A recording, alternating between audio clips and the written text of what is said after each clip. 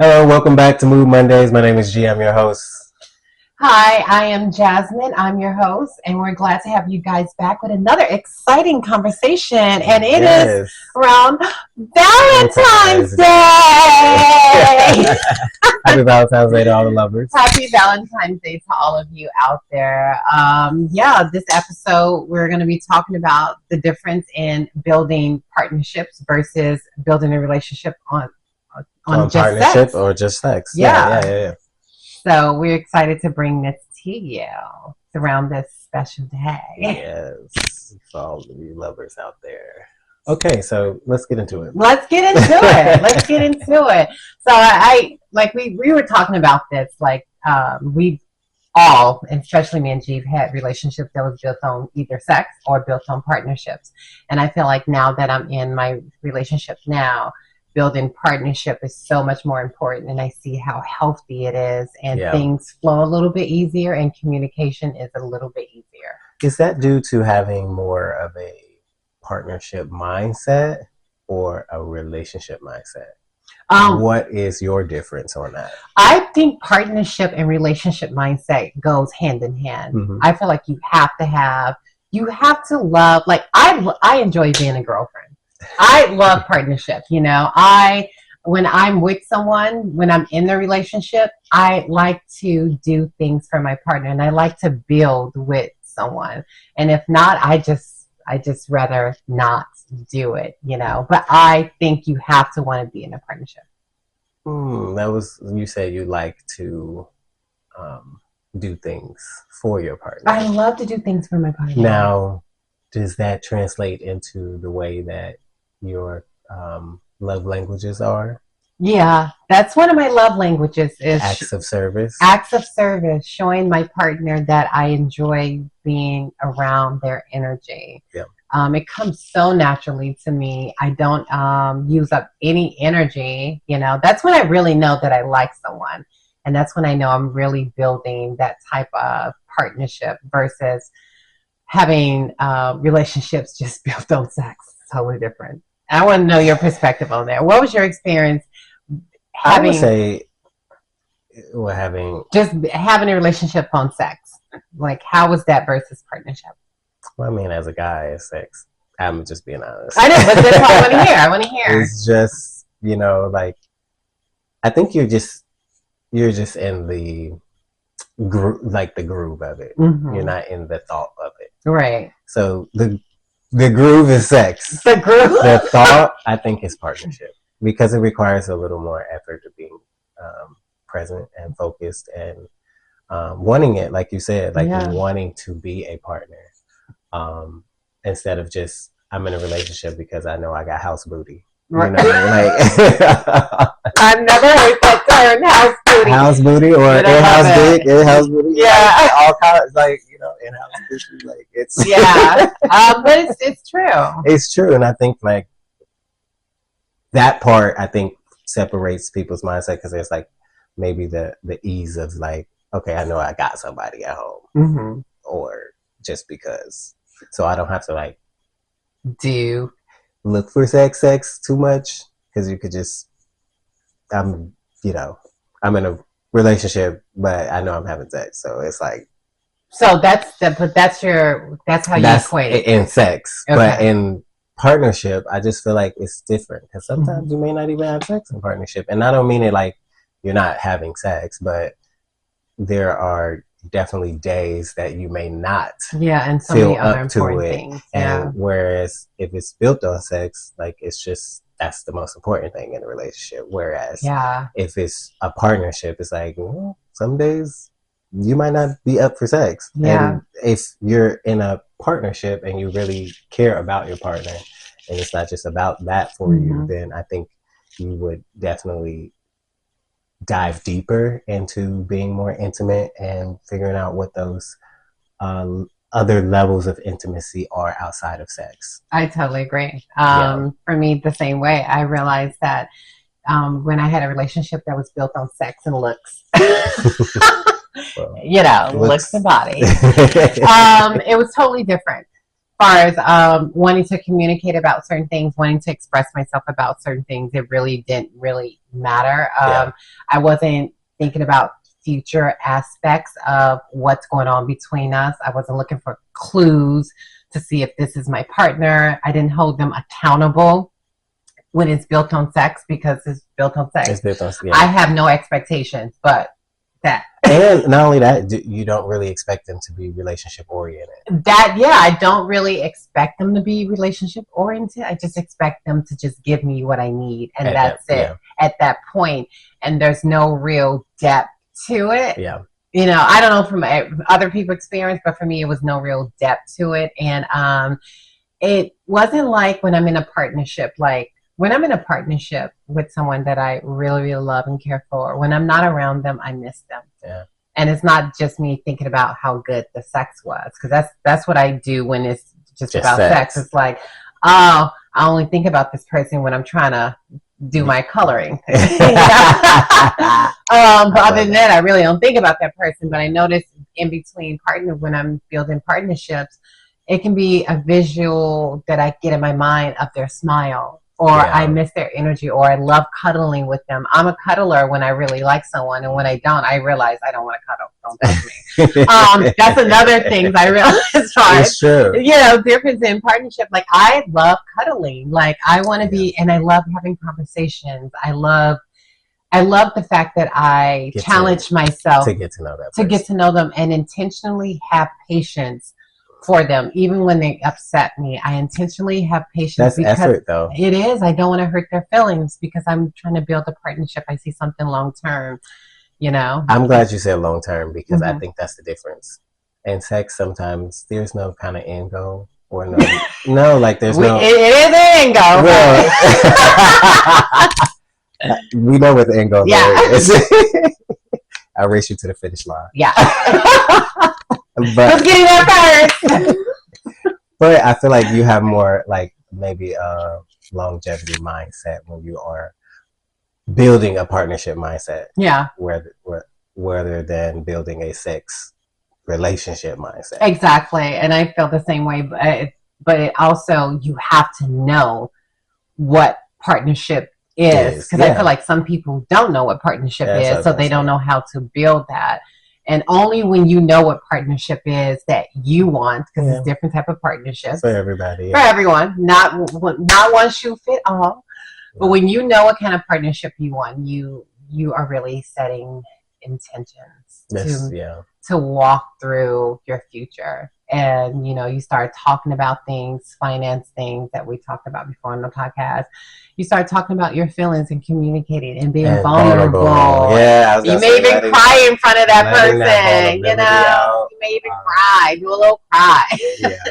Which is okay, because I love it, especially if I see a guy that cries. It's like, oh my God, I love him. He's been vulnerable to me. Yeah, that's hard. Yeah, it's actually a beautiful thing. It is a beautiful thing, especially when I know he's already masculine. You know, the fact that it's like, oh my God, he shows his vulnerable side. I think that is you're okay with both. Yeah, energies. I was gonna say not just role. Yeah, trusting that person to be able to be that vulnerable, and that's back to the first episode. Well, not one of the episodes, not the first one. Where we talked about safe space, holding a safe space, right? I don't think we talked about that in the episode. I think we briefly. We did. We talked about holding a safe space. We got so many. We got episodes now, so we can say that. I don't all these episodes. But building partnership, you do hold more of a safe space with where someone. They can be vulnerable. And you actually are aware of that when you are building partnerships. Yeah. You're aware of making sure, like, okay, I need to build a safe space for them. Yeah, we talked about that on the communication piece. We didn't have a communication. We did. Did we? Yeah, we did. We're going to go back and we're going to listen to the color of my hair right now. Today. It's the color today. But it all kind of, like segues into each other. Right? It does. If you don't have that communication, that safe space, or that vulnerability, first of all, what are the elements that you're bringing to build partnership? Yeah. What does that mean in your mind? And those are elements that, create a foundation, but like how do you sustain the foundation if it's not just sex?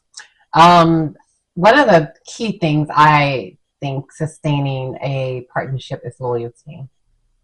But who are you loyal to? Not just the person, but to your. I feel like you have to be loyal to the commitment that you put yourself in. Right. Because you can choose somebody, but they don't have to choose you back. Right, but that's why you need to be loyal to yourself first. Yeah. I feel like, but also if that person chooses you, loyal to them. And and if you're really committed to partnership, you need to make sure that that person is too. And that's loyalty correct. Will let you know that. Their intentions will let you know that. If they're vulnerable, they will let you know that. But if not, then you have to be loyal to yourself to say, this is not what I want, and it's not built on partnership. True partnership is when two people want the same thing.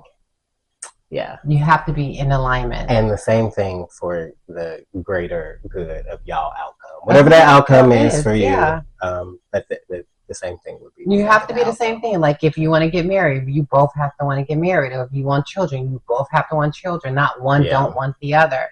But that's building because it creates a lot of friction. Will in some partnerships will sacrifice be a piece of the reason why somebody decides to be a partner? Because say there have been several maybe examples that you all may have where it's like, hey, okay, I don't want kids, but she wants kids, so I'll sacrifice that for the greater good of the relationship, right? If that person does that, I feel like is that piecing it into a partnership? Yeah, I totally agree. Like my example was the opposite. Someone wanted kids, I did not. Yeah. It did not work out because I did not want kids. I was not willing to sacrifice on that. But you was honest about that. I was very honest with that, but I was honest in building that type of relationship on loyalty to myself and loyalty to them. And since I couldn't give them what they want, I'm like, we can't. But yeah, I think it's very, you have to really sit down and ask yourself what, like you say, you're willing to sacrifice and what you willing to not, because you got to make compromise. I heard the kid say compromise. Compromise for what? Compromise for who? I think compromising is, it's true though. But I think compromising in a relationship is very healthy because we all want what we want, but you have to put that person's, you got to put yourself in that person's shoes. I say consideration over compromise because you can consider someone's request, but you don't have to compromise if your life was already in a different state, right? Say you come, with a better mindset, but now you're compromising your mindset, but is it bringing you detriment because you're compromising? That's why I'm saying that, only because of the way I listened to Eartha Kitt when she was breaking that down. It just made me think about like, what are you compromising for? It depends on what you're compromising for, because I don't think compromise is a bad thing. But that's why I say consideration. But you really have to. I use compromise. It's like being kind and nice. I'm not nice. Yeah, but I use compromise because I feel like in my relationships that I know, sometimes I had to compromise certain things. But that's maturity. But it wasn't not a detriment to me. I've always choosing myself first. That's loyalty to myself. I'm just being honest. I'm always choosing myself first. Yeah, I am. So when I compromise, it has to be on something that for me, not like a grand. It can't be a grand. Like it has to be something that it can go either or. Okay. Either or. Like I said, the kids. Like you want to go to Monaco, I want to go. I want to go to Italy. Like the kid thing. Like I said, I don't want kids. Yeah. It's not a grand. Yeah. Scheme. Maybe I'm willing to compromise on that later, but right now, no. Or, I want a certain type of house. I'm willing to compromise on that. Speaking about compromising, and we also had note to bring up being a selfish lover. So would you say not compromising puts you in the more selfish lover state, or it depends on your big nose, like you said. If you're one of those people who are just stubborn, like this is what it is, this is how I am, I'm not willing to compromise, Maybe you're one of those people that you're so selfish to yourself that you want what you want and you're not willing to, like you said, consider or compromise, that you got to find a partner like that. But if you do find a partner like that, just be advised, if they're just like you and there's no wiggle room, it's going to create some friction. Yeah. You know, that's why I say you have to be willing to ask yourself, okay, is this really a big deal for me? Yeah. And if it's not really a big deal, you can think about it. And I give myself, I would say, as a partnership mindset individual, I give myself the opportunity. I take the risk. Yeah. I've done it. That's me. I love that you said that. I take the risk because I feel like you take several risks in partnership, but in relationship with just sex, I mean, you take some risks there, but not in the sense of where you're more so. I think for me, partnership is more of an investment energy. Totally. So if I'm investing time and resource, now I'm intentional about this, you know, and this is what I want because I'm committed to that. So I think that, you know, that matters and that factors in as well. So, you know, two things you said was very correct. And I feel like that's one of the many things that I've learned about what risk I'm willing to take. Yeah. And in the relationship, as far as my heart and my mind and my investment. And the one thing I know for sure is my not going to happen is my peace. Oh, peace. If you're bringing chaoticness into my life, I'm not risking it. I'm not compromising. I'm not considering. Peace is not a compromising consideration. It's not even. It's not even. That's one of the things. If you have that much chaos in your life, we all have our own shit, and I get that. But when you have so much stuff that's going on that I feel like it's going to compromise my peace, it's a no-no. Yeah. There will be no investments. That part. And another thing I've learned is to make sure I have certain conversations before early on because I don't want to make this investment and take this risk, and then I find out later that certain things don't align with my. Where's my return? Yeah, where's my return? I know the stock market goes up and down. No, but I want to profit. I want to profit. I do. I want to profit. I want to profit off my stuff. Yeah. So I like to ask certain questions in the beginning now. Like after 3 months, a few months, I just want to know this person's intention. You know, and I feel like in partnerships, like I am, sometimes me and that person don't think alike. We don't have that much in common far as the opposites attract, they say. They do. Like I've been with people different spiritualities, different political views, which I have none, different ideologies, and I love it. It intrigues me. I realize I learn from it. I like to be, that's another thing when it comes to partnerships, I kind of like to be challenged a little bit. If we're thinking just alike and we're just the same, you can become a little bit predictable for me. I know, I'm a mess. Not as boring. No, you can be a little boring for me. Have something different that, shake some shit up. Shake it up. Shake it up. Okay. Shake the table. Yeah. Seriously. I can see that because I like to have a little challenge. I'm an adventurous. Not only that, like, especially if you have like, you have high energy. I have high energy. Somebody have to have patience to deal with me. It's also attached to higher level thinking. Exactly. So you're always, not only that, like you're always, working on other projects, moving, ambitiously. So that part, actually, I think is another piece that makes a difference too. Because it's like if you got to match. You got to be able to stimulate my energy because I do have not just the libido. Yeah, not the sex because that's what the sex is for. Yeah, that's what sex and partnership different. Yeah, but I think like having a high libido and a high intellect, it's very. It takes a special. It does. Partnership to be able to kind of match and sync.